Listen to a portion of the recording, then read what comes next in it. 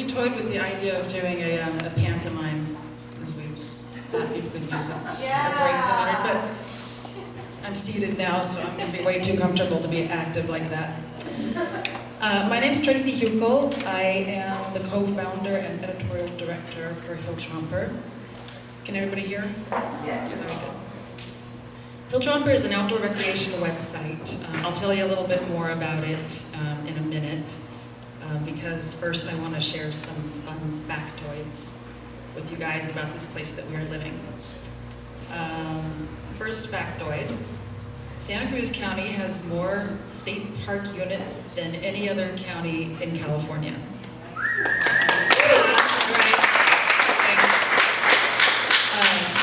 When you consider that there's only one county that's smaller than we are, that starts to seem pretty impressive, I think. Factoid number 2, we're a very biodiverse, rich county. Case in point is Quail Hollow Ranch Park. If you haven't been there, it's in San Lorenzo Valley. It's amazing. Quail Hollow Ranch has 15 plant communities in 1 square mile.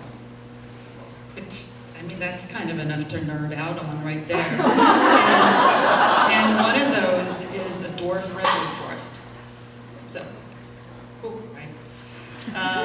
Number 3, a lot of people might know this one, but maybe not. Redwood forests kind of make their own weather.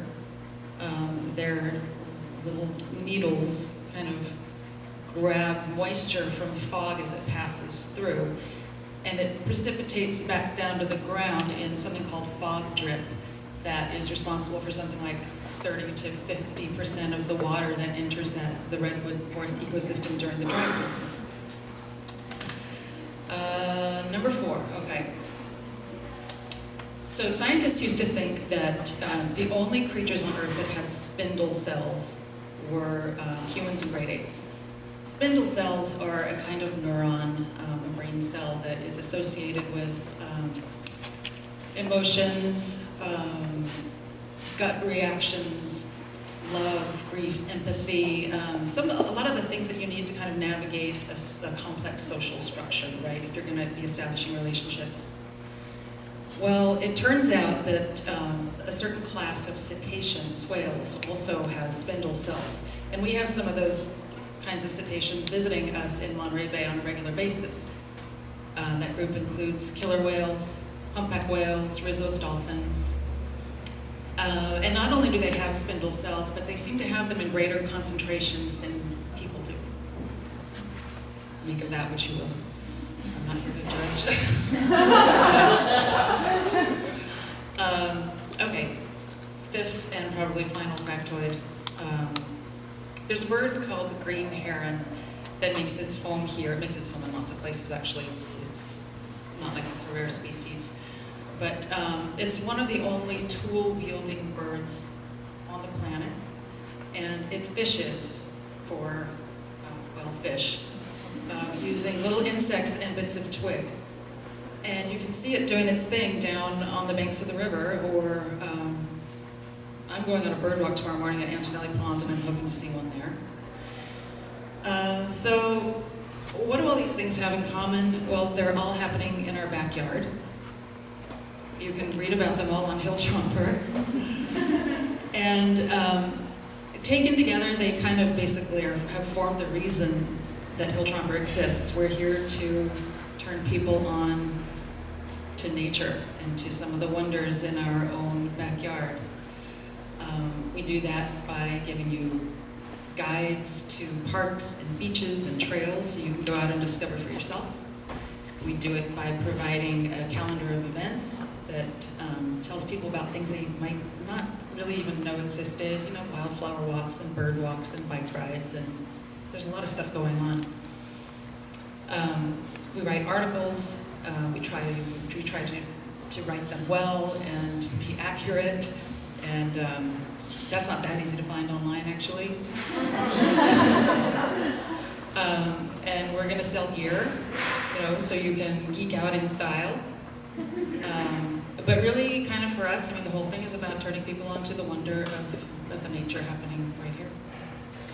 So that's my bit.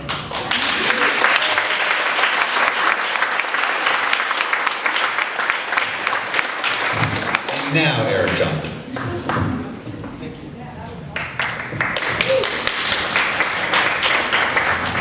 So, I was tempted to, I'm Eric, I'm a HillTromper, and I was tempted to talk about my business strategy. I'm the CEO of HillTromper, and so, and I'm passionate about digital media, and I'm passionate about the way our company will scale. It's all really fascinating for a business geek.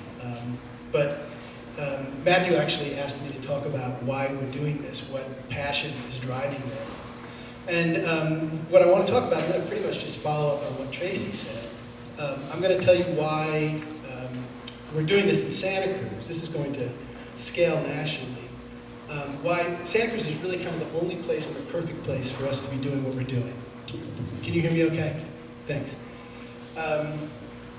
So I saw my first mountain lion in the Santa Cruz Mountains in 1975 at Loch Lomond, near where we live now.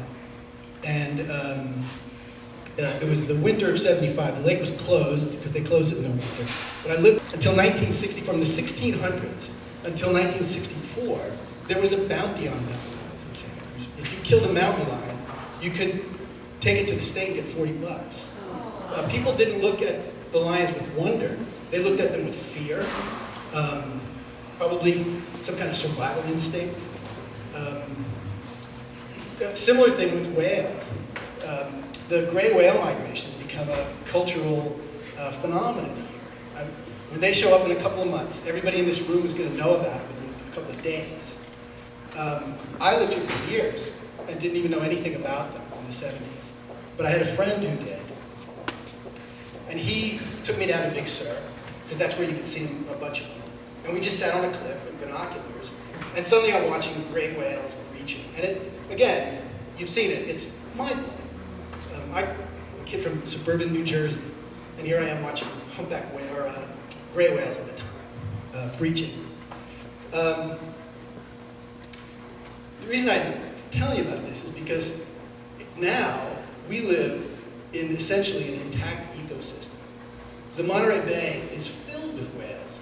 There are a lot of apex predators in the Santa Cruz Mountains.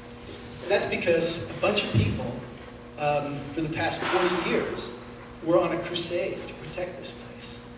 And I'm thrilled and honored that a lot of these individuals and organizations are now our partners.